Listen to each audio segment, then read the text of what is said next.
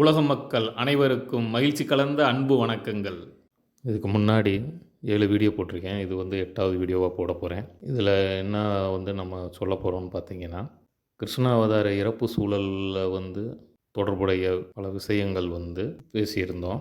அதில் முக்கிய குறிப்பு 36 வருஷம், வில்லம்பு, மான், கிருஷ்ணருடைய கால்பாதம்.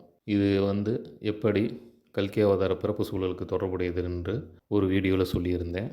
அது எல்லாமே புதன் அம்சத்தை குறிப்பிடுது அப்படின்ற விளக்கமும் சொல்லியிருந்தேன்.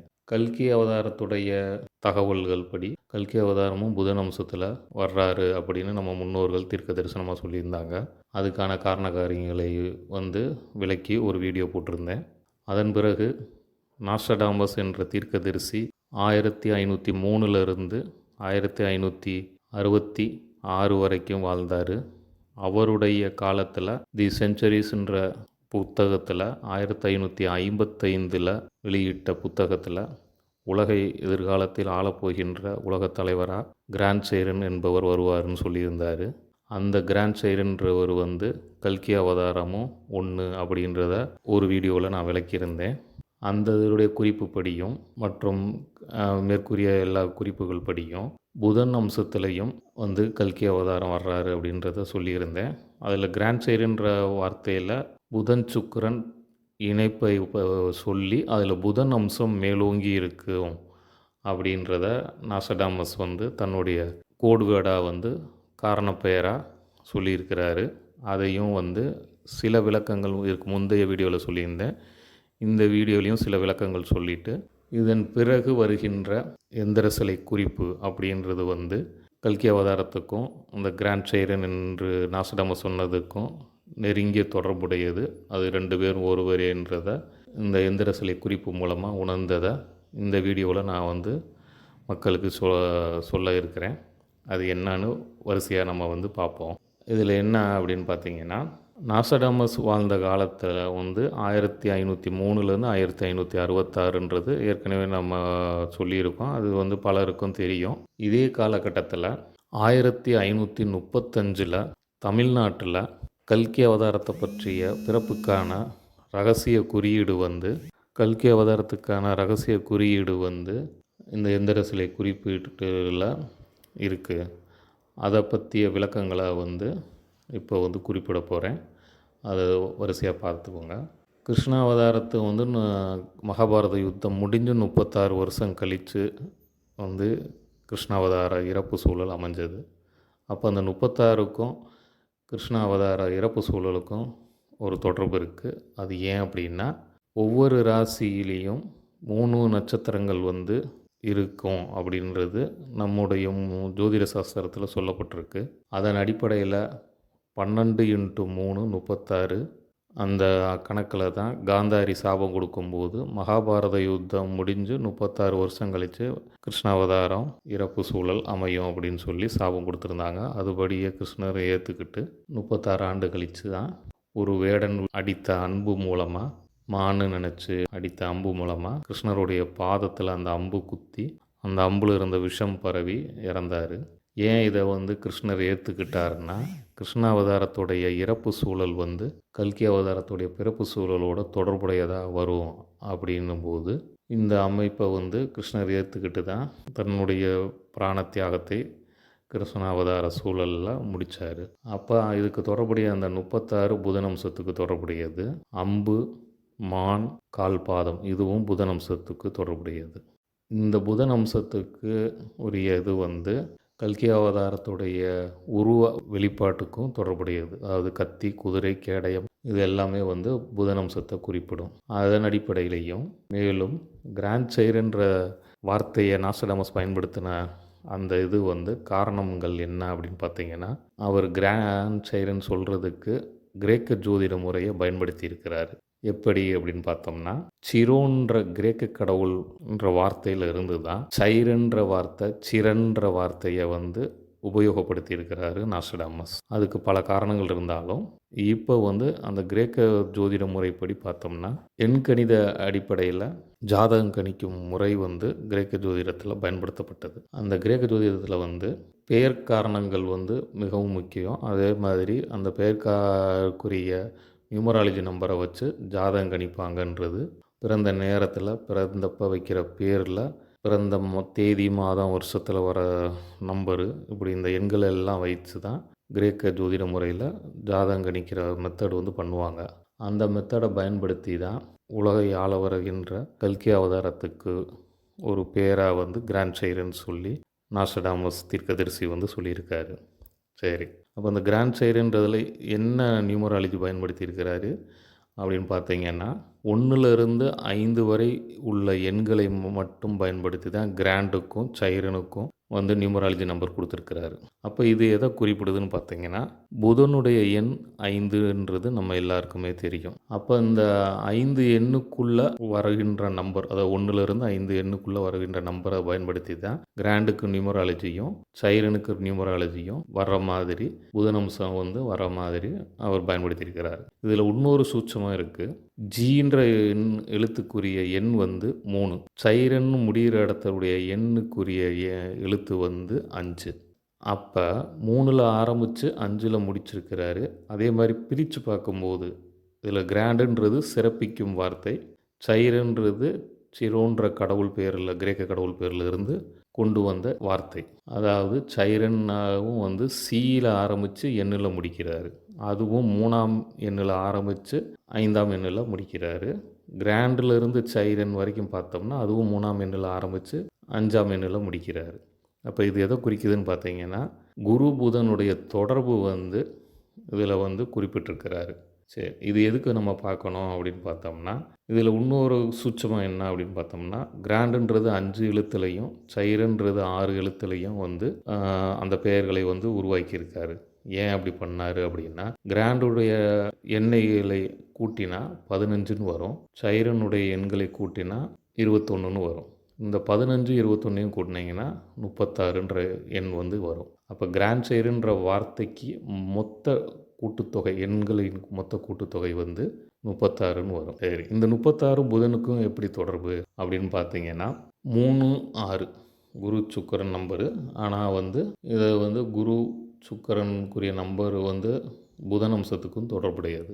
எப்படின்னா, காலபூச தத்துவப்படி 12 ராசியில் 3வது ராசி புதனுக்குரியது, 6வது ராசியும் புதனுக்குரியது. அது போக இந்த 3ஐயும் 6ஐயும் கூட்டினீங்கன்னா வரக்கூடிய 9 எண், அது வந்து 9வது ராசியான குருவுடைய ராசியை குறிக்குது. அதனால தான் 3ன்ற எண்ணில் ஆரம்பித்து வந்து 5ன்ற எண்ணுக்கு வந்து முடிச்சிருக்கிறாரு நாஸ்டடாமஸ் கிராண்ட் சைரன்ற பேரில்.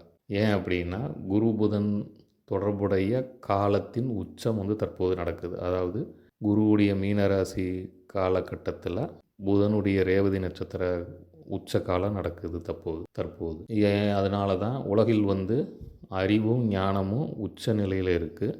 ஏன்னா அறிவுக்குரியவர் புதன், ஞானத்துக்குரியவர் குரு. ஸோ அறிவு ஞானமும் உச்சத்தில் வந்து உலகத்தில் இருக்கிறனால தான் அது வந்து நல்லதுக்கு பயன்படுறத விட அழிவுக்கு பயன்படுது. காரணம் என்ன அப்படின்னா, இந்த குரு புதன் நட்சத்திரத்தில் இணைவு தொடர்புடைய நட்சத்திரத்தில், அதாவது மீனராசி ரேவதி நட்சத்திரத்தில் பிறந்தவர் தான் சனி கிரகமான ஆயுள்காரகன், எல்லாவற்றையும் எடை போட்டு தீர்ப்பு கொடுக்கக்கூடிய சனீஸ்வரன் ஆவார். ஏன் அப்படின்னு பார்த்தீங்கன்னா, குருவுடைய எண் 3, புதனுடைய எண் 5ஐயும் கூட்டினீங்கன்னா சனியுடைய எண் 8 வரும். இந்த 3 கிரகமுமே வாயு கிரகங்கள் ஆகும். இந்த அடிப்படையிலையும் எண் கணித அடிப்படையிலையும் சனி இந்திய ஜோதிட சாஸ்திரப்படி பிறந்த மீனராசி ரேவதி நட்சத்திர அடிப்படையிலையும் சனிக்குரிய காலம் உச்சத்தை வந்து தற்போது தொற்றுருக்கு. அதுக்கேற்ற மாதிரி நடைமுறை கிரக கோச்சார சூழ்நிலையில் சனி மீனராசியில் வாக்கிய பஞ்சாங்கப்படி இந்த மாதம் மார்ச் 6ஆம் தேதி 2026 மீனராசிக்குள்ளே சனி வந்துட்டார். அப்படின்னும்போது கலியுக உச்ச கால சூழலில் சனி வந்து என்ட்ராயிட்டார். அப்படின்றதுனால இந்த காலகட்டத்தில் உலக அழிவுக்கான ஆரம்பம் வெகு விமர்சையாக தற்போது நடைமுறையிலையும் நடந்துக்கிட்டு இருக்குது அப்படின்றத வச்சு நம்ம உறுதிப்படுத்திக்கலாம். சரி, இப்போ நம்ம வந்து இந்த டாப்பிக்குரிய எந்திர சிலை பற்றி நம்ம தெரிஞ்சுக்கிறணும் அப்படின்றதுக்கு நான் முயற்சி எடுத்தேன். எப்படி அந்த முயற்சி இறைவன் அவர்களால் வந்துச்சு அப்படின்னு பார்த்தீங்கன்னா, என்னுடைய ஆராய்ச்சி குறிப்புகள், நாஸ்டடாமஸ் சொன்னது, கிருஷ்ணாவதார் இறப்பு சூழ்நிலையில் உள்ள காரண குறிப்புகள், அப்புறம் கல்கி அவதாரம் பற்றிய கூறிய காரண குறிப்புகள், இது எல்லாத்தையும் வச்சு நான் ஆராய்ச்சி பண்ணும்போது எனக்கு வந்து சிலர் மூலமாக இந்த எந்திர சிலை குறிப்பு பற்றி 2004 வருடம் இறுதியில் வந்து ஒரு கட்டுரை வந்து ஒரு மாத இதழில் வந்துருந்துச்சு.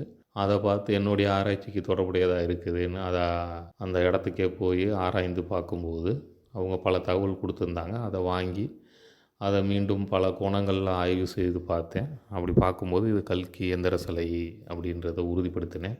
அதே மாதிரி நாசடமஸ் சொன்ன கிராண்ட் சைரனுக்கும் இதுக்கும் ஒரே அமைப்பு தான் வந்து வெவ்வேறு கோணங்களில் சொல்லப்பட்டிருக்கு அப்படின்றதையும் இது முழுமையாக தெரிஞ்சுக்கிட்டேன். அந்த குறிப்பு வந்து என்ன அப்படின்னு பார்த்தீங்கன்னா, இந்த எந்திர சிலையில் வந்து மேல் பாகத்தில் அடையாள குறியீடாக வந்து சூரியன், சந்திரனுடைய பிறைநிலா, சனியுடைய காகம் இதை வந்து கொடுத்துருக்குறாங்க. எந்திர சிலையுடைய நடுப்பகுதியில் வந்து அநாகத சக்கரம் அப்படின்னு சொல்லக்கூடிய சக்கர வடிவத்தை வந்து கொடுத்துருக்குறாங்க. அதாவது குண்டலினி சக்கரத்தை பற்றி தெரிஞ்சவங்களுக்கு அந்த 7 சக்கரத்தில் நடு சக்கரமான அநாகத சக்கரம் வந்து புதனுடைய பச்சை வண்ணத்தால் இயக்கப்படுது அப்படின்றது எல்லாருக்குமே தெரியும். அந்த இடம் வந்து புதனுக்கு மட்டும் தொடர்புடையதில்லை. அது வந்து மனிதனுடைய உடம்பில் ஹார்ட்டை இயக்கக்கூடிய இடமாகும். அதை ஹார்ட் சக்கரான்னு கூட சொல்லுவாங்க, ஹிருதய சக்கரான்னு சொல்லுவாங்க, இதய சக்கரம். அதில் வந்து சுக்கிரனும் தொடர்புடையவராகாது. ஏன் அப்படின்னா, மகாவிஷ்ணு தன்னுடைய மார்பில் மகாலட்சுமிக்கு இடம் கொடுத்துருந்தாரு அப்படின்னு சொல்லி நம்முடைய இந்திய புராண ஜோதிடங்கள் மற்றும் புராண சாஸ்திரங்கள் எல்லாமே சொல்லுது. அதன் அடிப்படையிலையும் பார்த்திங்கன்னா இந்த அநாகத சக்கரம் வந்து சுக்கிரனுக்குரிய தெய்வமான மகாலட்சுமியும் குறிப்பிடும், சுக்கிரனையும் குறிப்பிடும். இது வந்து யாரால் இயக்கப்படுதுன்னு பார்த்தீங்கன்னா புதன் கிரகத்தால் இயக்கப்படுது, அதாவது மகாவிஷ்ணுவால் இயக்கப்படுது. ஸோ இந்த குறிப்பும் வந்து இந்த எந்திர சிலையுடைய நடுப்பகுதியில் இருக்குது. எந்திர சிலையுடைய கீழ்ப்பகுதியில் புதன் சுக்கிரனுக்குரிய மந்திர எழுத்து வந்து பொறிக்கப்பட்டிருக்கு. அதன் அடிப்படையிலையும் வந்து இது வந்து புதன் சுக்கிரன் தொடர்புள்ள புதன் அம்சம் மேலோங்க பெற்ற ஒரு எந்திர சிலை குறிப்பு அப்படின்றத நான் என்னுடைய ஆராய்ச்சி மூலமாக உணர்ந்தேன். அதன் அடிப்படையில் இது வந்து கல்கி அவதாரத்துக்குரியதுன்னு முழுமையாக தெரிஞ்சுக்கிட்டேன். ஏன் அப்படின்னு சொல்கிறேன் அப்படின்னு பார்த்தீங்கன்னா, நாஸ்டாமஸ் சொன்ன அந்த புதன் சுக்கிரன் காம்பினேஷனில் புதன் அம்சம் மேலோங்க பெற்றவராக வந்து கிராண்ட் சைரன் வர்றாரு அப்படின்றது நாஸ்டாமஸ் குறிப்பு மூலமாக, அதாவது கோட்வேர்ட் மூலமாக, காரண பெயர் மூலமாக வந்து தெரிஞ்சுக்கிருந்தேன் ஆராய்ச்சி மூலமாக. அந்த இதில் வந்து ஒரு சின்ன சிலை வந்து ஒரு கல்வெட்டு மாதிரி குறிப்பு வந்து இந்த எந்திர சிலை கோயிலேயே இருக்குது. அது என்னன்னு பார்த்தீங்கன்னா, நாஸ்டாமஸ் சொன்னது மாதிரி மாலை நேரம் சூரியன் மறைந்து சூரிய வெளிச்சம் இருக்கின்ற, அந்த குறைவான வெளிச்சம் இருக்கின்ற நேரத்தில் பிறப்பவரே உலகாலும் தலைவராக வரக்கூடியவர் அப்படின்னு சொல்லியிருக்கிறாரு ஒரு பாடலில். அந்த பாடலின் அடிப்படையிலையும் எந்திர சிலையில் இருக்கா அப்படின்னு பார்க்கும்போது, அந்த எந்திர சிலையுடைய துணை சிலையில், துணை கல்வெட்டுன்னு கூட சொல்லலாம், அதில் வந்து மாலை நேரம் பிறப்பதற்கான அடையாள குறியீடாக ஒரு முக்கோணம், ஒரு வட்ட வடிவம், அதன் நடுவே சாயா அப்படின்ற வார்த்தையில் வந்து குறிப்புகள் கொடுத்துருக்குறாங்க. இதனுடைய அர்த்தம் என்னன்னு பார்த்தீங்கன்னா, மாலை நேரம் அக்னிக்குரிய வேலை, காலையிலிருந்து வெளிச்சத்தை ஒளியை உமிழ்ந்து கொண்டிருந்த சூரியன் மாலையில் சூரிய அஸ்தமனத்தின் போது தன்னுடைய உருவத்தை மறைத்து ஒளி நிழலை வந்து மாலை நேரத்தில் வந்து விட்டு செல்கிறார். அதை தான் வந்து சாஸ்திரம் என்ன சொல்லுதுன்னா, மாலையில் சூரியன் அக்னிக்குள் நுழைகிறார் அப்படின்னு வந்து சொல்லுது. இதனுடைய அடையாள குறியீடாக தான், அதாவது அக்னியுடைய அடையாள குறியீடு வந்து முக்கோணம், சூரியனுடைய அடையாள குறியீடு வந்து வட்ட வடிவம். இந்த 2 வடிவத்தையும் அதில் பொறித்து அதனுடைய நடுவே வந்து சாயான்ற வார்த்தையில் குறிப்பிட்டிருக்காங்க. சாயான்றது நிழல் அப்படின்ற அர்த்தத்தை குறிப்பிடும். அப்போ எதனுடைய நிழல்னு பார்த்தோம்னா, சூரியனுடைய ஒளி நிழல் மாலை நேரத்தில் மறைந்து அக்னிக்குள் நுழைகிறார்னா, காலையிலிருந்து சாயந்தரம் வரைக்கும் சூரியன் வெளியிட்ட அந்த ஹீட்டுடைய நிழல் அக்னி வந்து மாலையில் வந்து இரவு சந்திரனுடைய வெளிச்சம் பிரகாசமாக வர்ற வரைக்கும் அந்த அக்னியுடைய அளவு இருக்கும். அதனால தான் மாலை நேரம் அக்னி வேலைன்னு சொல்லி, அந்த மாலை நேரத்தில் தீப வழிபாடு வந்து நம்ம முன்னோர்கள் வந்து மாலையில் வந்து தீப ஏற்றி கும்பிட்ற பழக்கத்தை வந்து பழைய காலத்திலேருந்து இன்னைக்கு வரைக்கும் மக்கள்கிட்ட வந்து அந்த பழக்கத்தை கொண்டு வந்தாங்க. ஏன்னா மாலை வந்து அக்னி வேலைக்குரிய நேரம். ஸோ இந்த காலகட்டம் புதனுக்கும் எப்படி தொடர்புடையதாக வரும் அப்படின்னு பார்த்தீங்கன்னா,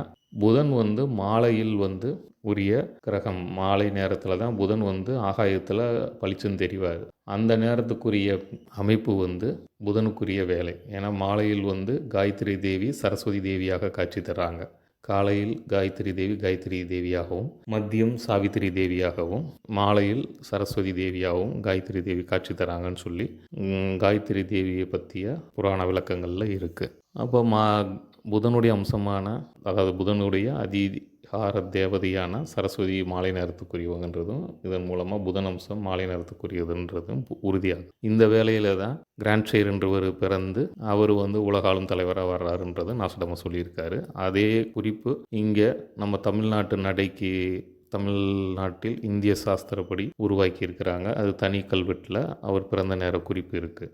இந்த 2 சிலையில் இருக்க அனைத்து குறிப்புகளையும் வைத்து தான் இது வந்து கல்கி எந்திர சிலை குறிப்பு அப்படின்னு நான் வந்து உணர்ந்தேன்.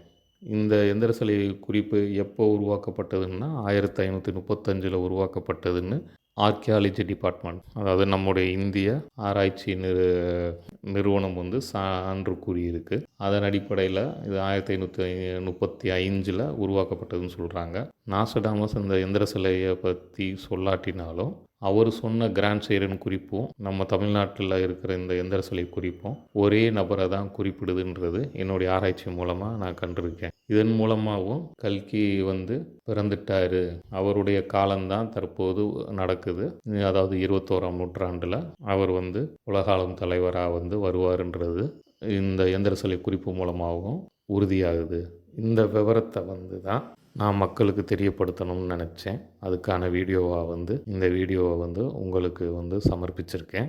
இதை கண்டு பார்க்கவும். இதன் மூலமாக மக்களுடைய பேராதரவு வந்து வருங்காலத்தில் வந்து கல்கிக்கு வந்து கிடைக்கும்ன்ற நம்பிக்கை எனக்கு உள்ளது. நன்றி.